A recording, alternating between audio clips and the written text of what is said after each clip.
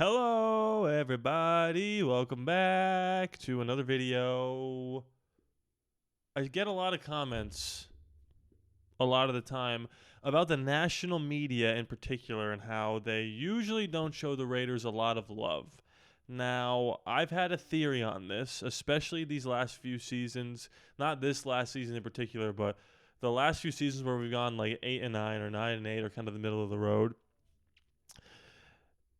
When we're in the zeitgeist, like for the NFL is better. That means if we're really good, the NFL is better for it. If we're really bad, the NFL can make fun of us for how bad we are. And if we're somewhere in the middle, they got to talk about something. So it was like, is Derek Carr a good quarterback? It's all just, we got to find a way to talk about the Raiders because the Raiders are one of those brands that are instantly recognizable, one of the best brands in the National Football League.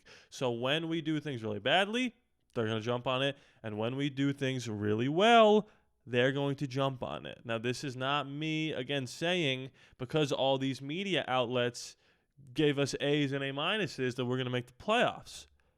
But I do think because of all the negativity we've been dealing with these last 10 years, it's nice to finally get a sense that we're moving in the right direction.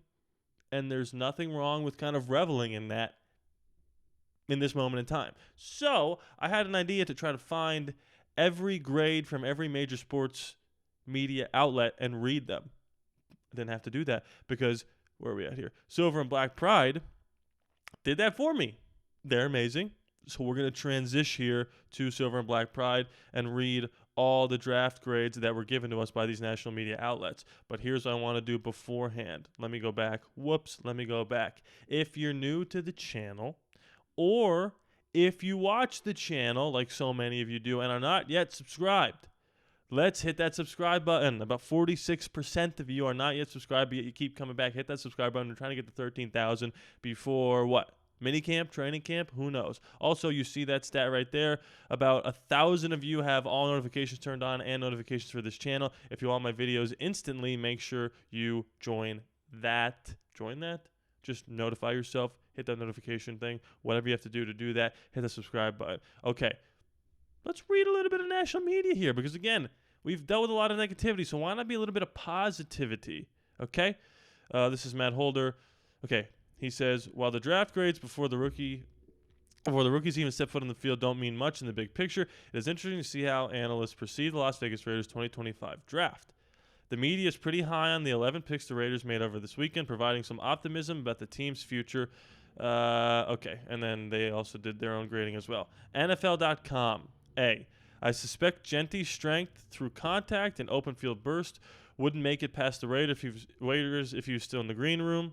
General Manager John Spytek and Head Coach Pete Carroll hit the right notes with Bech at receiver. We're going to do a separate video about Jack Bech, don't you worry. And Rodgers and Grant improving the offensive line. The Raiders needed at least 2 receivers in this draft, and they hit a home run with Thornton, an underutilized speed/size guy. Tonka Hemingway brings activity, and Pegues, I called him Pegues, Pegues' size to the team's defensive line rotation. They picked up both quarterbacks who played well in the 2024 FCS championship game, Miller from North Dakota State and Tommy Mellott from Montana State. Miller has potential as a reserve. Mellott, who pulled in elite workout numbers and ran routes as a receiver at his pro day, was announced as a receiver when he was picked. For more context, Chad Rudder gave Las Vegas an A+, A, and A for days 1, 2, and 3 of the draft. Clearly, he's a big fan of Las Vegas Raiders' haul. Home run is a pretty accurate description of Dante Thornton's ability, as he's a threat to create explosive plays anytime as he touches the ball with 4.3 speed. However, Thornton is also liable to swing and miss. For a cross-sport comparison, the Tennessee product is the Raiders' power hitter. So, I'd like to discuss each breakdown here. What I like that Chad said about us in particular is Dante Thornton. Because, again, the Raiders have had history of taking big swings on guys like Darius Hayward-Bay or Damon Arnett in the first round, right? Dante Thornton is a big swing on day 3. 6'4", 4.3 speed. Could he turn into that DK Metcalf or Geno Smith? Only time will tell. The good thing about taking 2 wideouts in this class is that you only need one of them to kind of hit at an elite level, get a little bit lucky. So it's good that we took 2 of them there, and I'm happy to see that we're getting a lot of love for these picks. Bleacher Report My company that I work for, A+. The Raiders traded down twice near the top of round 2, adding some valuable capital in the draft that was believed to have depth in the middle rounds. That's absolutely true.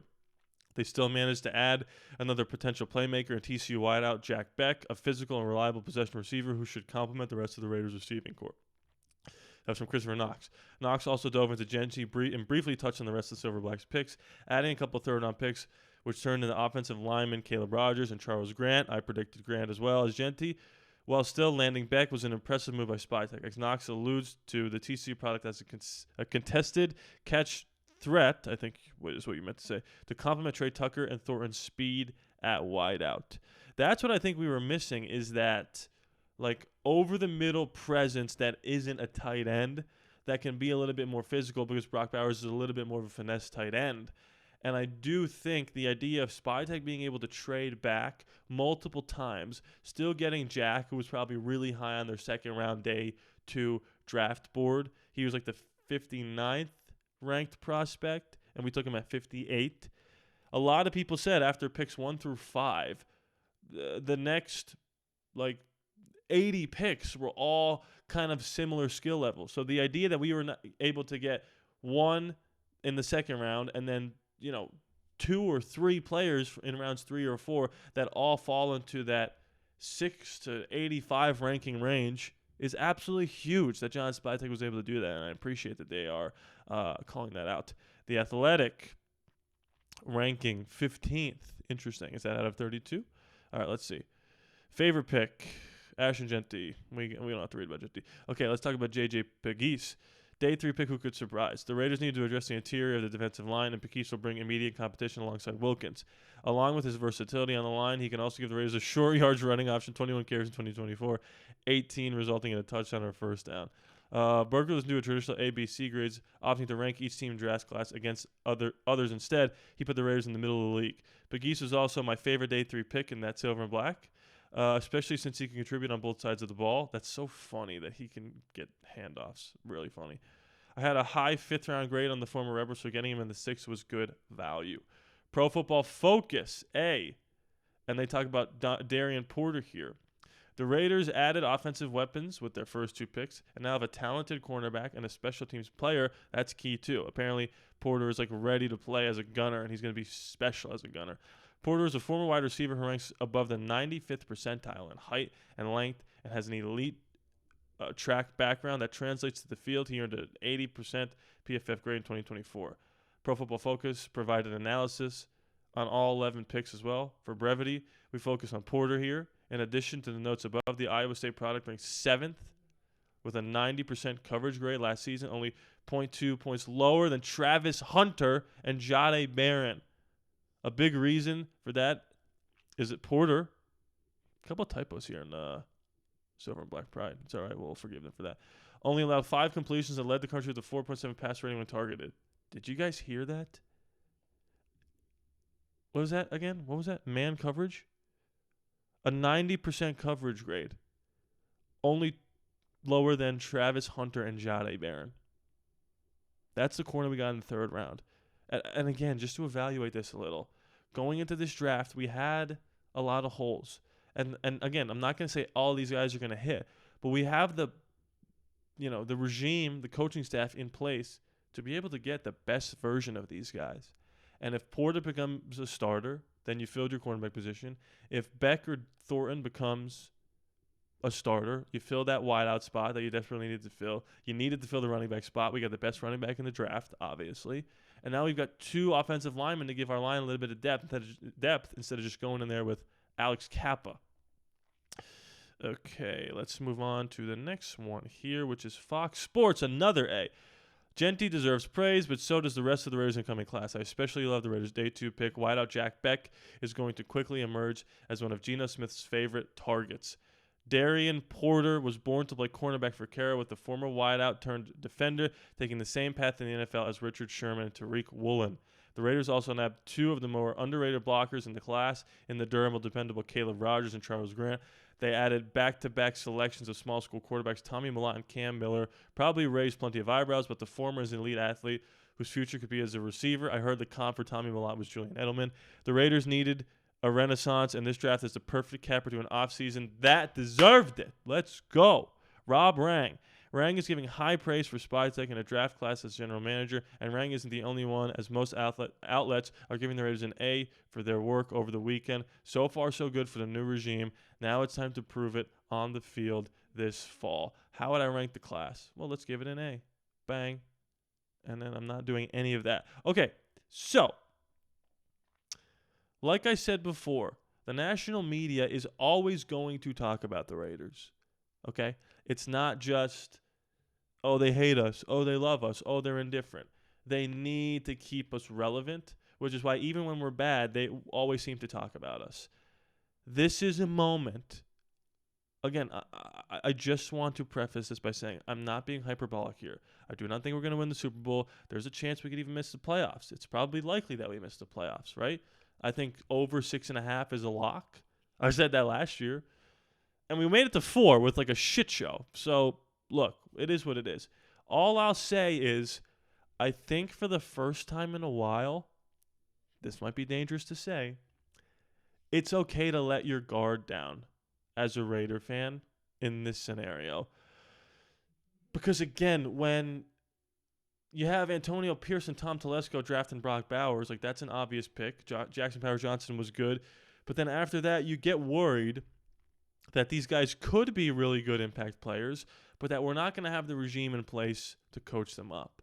Like, who do you trust more to be able to get the best out of Jack Bech and Donta Thornton? Chip Kelly or Luke Getsy? Who do you trust to get more out of, a third-round cornerback than Pete Carroll? Especially with the combination of Patrick Graham, who was convinced to stay when he could have gotten probably more money to go somewhere else, although we gave him a raise to become one of the highest-paid defensive coordinators in the league. We had positions to fill, and we filled them. And the national media, for the time being, seems to be on board with the picks that we've made. Okay, so before I get out of here, I just want to let you know, patreon.com/ALLaBorde Raiders. If you sign up, link in the description below. It's basically my YouTube membership program, but instead of YouTube taking out 30% of everything you give me, Patreon only takes about 5% out. If you sign up for one of these tiers, you get your name at the end of the credits. You get exclusive content never before seen on YouTube. I'm probably going to react to some Jack Bech highlights, and that's going to be a Patreon exclusive video. You get videos days in advance. You get ad-free content. You get all that good stuff, and you become, like I said, an executive producer of this channel. All these people that are to my right and to my left have signed up via Patreon and pay $5 a month to become executive producers of this channel. That's all you got to do. Link in the description below. You can sign up. You can cancel anytime. All I'll say is this. I'm very excited to see the direction of this team moving forward. I cannot wait for OTAs and minicamp and training camp and the preseason. Comment below your thoughts. What's the grade that you're giving us? Are you happy that the national media is hyping us up? Rightfully so. Is it deserved? Do you love John Spytek the way that I do? That handsome man? Please be sure to subscribe. It is free after all, no charge to you. I love you. Oh, no, I clicked the wrong things. I love you guys, and I'll see you next time.